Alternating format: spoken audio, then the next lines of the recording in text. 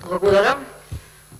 Почитувани представници на владата на Република Македонија, почитуван премиер, почитувани колеги пратеници, почитувани новинари. Сите во животот се соочуваме со порази поради одредени грешки. Некој повеќе, некој помалку. Но големината на човекот е пред се да ги препознае и признае грешките. Ова треба да биде поука за сите политички партии, за сите лидери на политичките партии, за сите функционери и оние што претходно биле и оние кои што се сега, да внимаваат што ветуваат пред граѓаните, да не брзаат со своите ветувања и изјави, ако не се спремни истите да ги испочитуваат и реализираат, бидејќи се останува запишано. И нивните изјави, и нивните ветувања, и тоа не само на хартија, како документ, туку останува врежано во меморијата на нашите граѓани. И со право денеска можеме да се повикуваме на тие изјави, и се повикуваме во изминатиот период, а ги има многу. На изјавите на премиерот господинот Зоран Заев, на изјавите на министерот за надворешни работи господинот Никола Поповски и на многу други, повторно ќе кажам, функционери, дека ќе се залагаат за да се задржи името на нашата држава, неменување на уставот и така натаму, и истите да ги критикуваме во овој момент со факти и аргументи. И да се вртиме цело време во еден зачаран круг, како што сега ни се случува. Но тоа е вистина, чиста вистина, и од тоа бегање нема. Почитувани присутни, местото на Република Македонија е во Европската Унија и НАТО.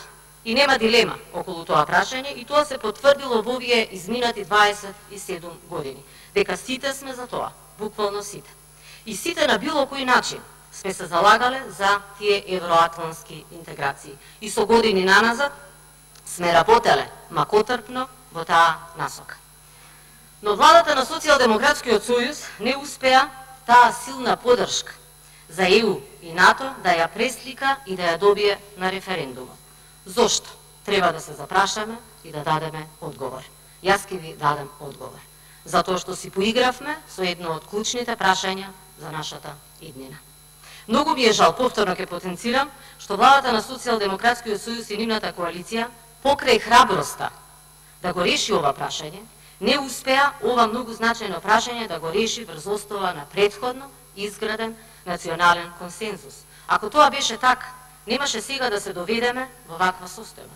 Немаше тука сега да се надмудруваме, да се расправаме и што е најлошо од се, да се калкулира во јавноста кои ќе бидат тие пратеници, кои ќе го возможат тоа двотретинско мнозинство и кои ќе бидат окарактеризирани во јавноста, а тоа ќе видиме како, нели, како предавници, патриоти или херои. Туку напротив, за вакво прашање, овде во собранието, требаше сите 120 пратеници да бидеме обединети и единствени.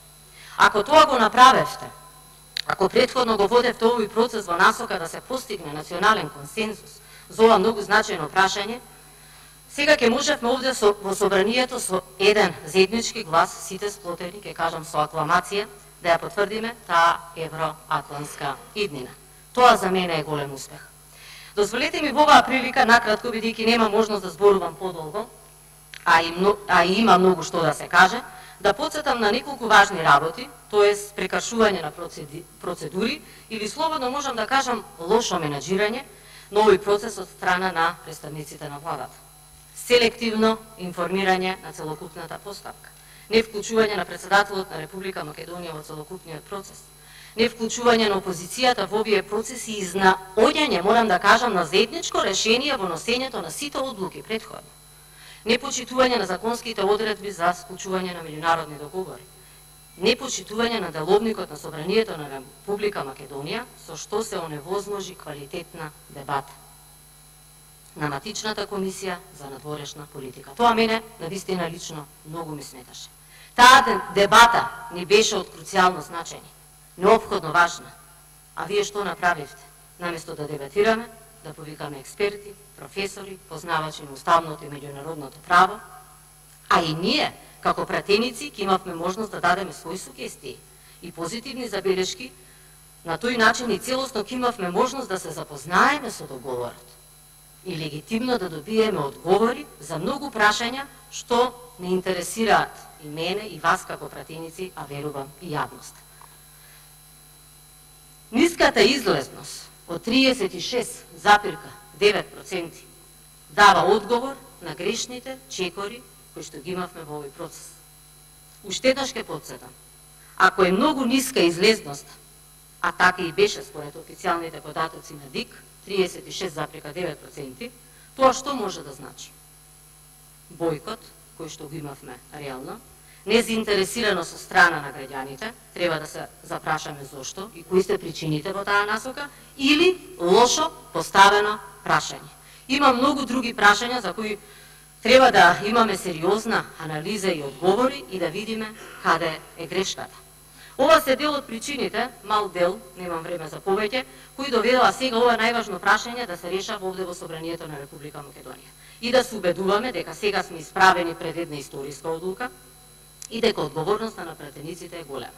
Да, се согласувам со некои колеги дека пратениците имаат одговорност пред оваа историска одлука, но верувам дека ќе се согласите со мене дека сите пратеници требаше активно да бидат вклучени во целиот овој процес, почитувајќи ги Уставот и законите на Република Македонија. Пратениците не треба да бидат третирани како гласачка машинерија. Овде сите ние сме интелектуалци, индивидуи, кои можат многу да помогнат за било какво прашање. И во овој конкретен случај сметам дека сме важни во решавањето на ова многу важно прашање за иднината на нашата држава Република Македонија. Но секоја извршна власт треба еднаш за секогаш да свати дека треба да го почитува во вистински збор парламентот, а не партиски да се делува. И овде треба да имаме една вистинска парламентарна демократија, а не партиска демократија. Тоа треба да биде поука и некако да се продолжи во таа насока. Јас во оваа насока ќе го цитирам премиерот, господинот Зоран Заев, во една прилика, сега брзо прочитав, може да ме демантира ако не е така, кажа: пратениците не се математика и бројки. Да, и се согласувам со тоа. И на сите треба да ни биде јасно дека не се тоа. И уверена сум дека никој, ама буквално никој, нема да се продаде по било кој остав, кога се работи за интересите на Република Македонија и да одлучи што е најдобро во таа насока за нашата држава. Ние секој ден во јавноста, во медиумите гледаме најразлични коментари за пратениците. Секој си зима за право да каже се и се што во нивно име и да ги нарекува предавници без било каков основ. Тоа е факт, реалност која ја живееме секој ден во овој изминат период. Секој ден се прават најразлични анализи и калкулации и секој си дозволува да ги стави на тест пратениците од опозицијата, а со тоа да бидат предмет на било какви манипулации. Пратениците не се одговорни за сето ова што денес ни се случува. Одговорноста треба да се бара на друго место. Многу погрешно е сето ова и навистина е жалосно што се доведовме до една ваква ситуација. И жалосно е што ја доведовме државата во една ваква безизлезна ситуација. За вакво сериозно прашање од највисоко значење требаше претходно да се изгради, повторно ќе кажам, национален консенсус, вклучувајќи ги сите релевантни фактори во државата, како и нас пратениците по било која основа.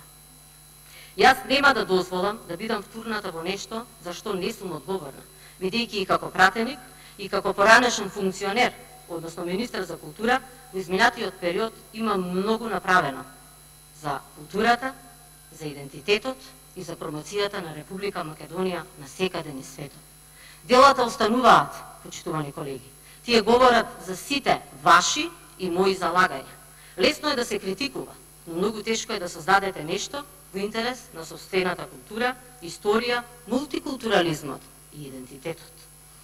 Многу тешко е да се критикува. Јас малку, мислам, нема да одзимам многу време да зборувам за културата, бидејќи се надевам дека ќе се отвори и дебата во однос на сето она што сум го реализирала, значи, како проекти во културата, но ќе напоменам дека многу тешко е да изградите еден, два или повеќе театри. И да почнете да градите и други театри. Јас се надевам дека владата ќе смогне сила, а тоа требаше да го направи, да го изгради албанскиот театар, турскиот театар и така натака. Или да изградите еден музеј, друг, или да работите на археолошки локалитети и сето тоа вредно културно наследство да го ставите со нови технологии во нови музеи. Но, сепак, ќе има време и се надевам дека во собранието ќе дебатираме за тоа. На почетокот од моето излагање кажав и сега уште еднаш ќе повторам. Што поврзо си ги признаеме грешките, толку полесно можеме да го продолжиме овој процес, кој е многу чувствителен, многу комплексен и многу важен за иднината и перспективата на Република Македонија. Ние треба да изградиме иднина, а не да ја враќаме државата назад и граѓаните да ги малтретираме со лажни ветувања, празни демагогии, избори и слично. Треба да ги решаваме проблемите. Треба да се посветиме на својата работа. Многу е лоша состојбата на било кое поле и во било која област. Проблеми има многу и граѓаните со право бараат одговори на решавање на нивните проблеми и во образованието, и во културата, и во здравството, и во социјалата, насекаде. Погледнете каква омраза има во државата, каква поделеност. Ние и овде во парламентот го чувствуваме тоа. Се донесе етички кодекс за однесување на пратениците овде, но ја имаме прилика како се однесуваме. Многу е лоша атмосферата и буквално треба навистина да се запрашаме што понатака. Секој од нас, буквално секој граѓанин, како што кажав, го чувствува тоа денес. Во овој период треба да преовладува разумот, буквално здравиот разум, а не политичките цели и амбиции. Некој треба да смогне сила и да повика да се седне на заедничка маса, да се одлучи што е најдобро за државата, а тоа се лидерите на политичките партии и секој кој мисли добро на државата. Ни треба консензус и единство. Тоа ни е неопходно во овој период. Нас во овој момент ни треба вистински, траен и одржлив договор. А тоа ќе го постигнеме ако се обидеме суштински да извениме многу работи во договорот. Потребен ни е диалог наместо монолог, аргументирано убедување наместо присилно наметнување, доверба наместо сомнеш, а таа доверба се гради и се негува за вакви прашања. Дајте да се надминеме себе си и дајте да ги надминеме суетите. И да не водиме инат кој со некој потек го изиграл едниот или другиот за одредени политички цели, а против интересите на граѓаните. Дајте да смогнеме сила да го решиме ова прашање. Треба да бидеме честни, отворени, искрени. Повторно ќе кажам, ние ако во овој момент не си ги утврдиме грешките од едната и од другата страна и не си ги признаеме, не можеме да одиме напред. Патот до Европската унија е тежок, не е лесен. Можам да говорам многу за Европската унија, бидејќи сепак и професијата ми е во таа насока. Кој да ви каже, почитувани граѓани, дека ние од следната година влегуваме во Европската унија и дека ќе тече мед и млеко, би излажал и си излажал самиот себе си. Јавност и граѓаните треба да знаат дека по затварање на расправата по точката на дневниот ред, а тоа е предлог за пристапување кон измена на Уставот на Република Македонија, ние овде нема да се броиме и нема да гласаме дека веднаш ќе го менуваме Уставот или веднаш ќе го менуваме името. Туку треба да донесеме одлука дали можеме да направиме нешто во насока на подобрување на овој договор или не. Патриот за мене е оној кој искрено мисли добра иднина на државата и искрено пристапува кон решавање на проблемите со конкретни идеи и предлози и активно учествува истите да се прифатат. Лидерите на политичките партии треба да понесат одговорност и да го туркаат овој процес и со здрав разум да изнадат решение и да помогнат да се постигне консенсус по ова прашање, бидејќи да не заборавиме, голема е нивната одговорност. Ако искрено се сака да оди државата напред, да не остане изолирана од евроатлантските интеграции, искрено ќе се пристапи кон решавање на ова прашање, бидејќи ова прашање е клучно за иднината на Република Македонија. Ви благодарам.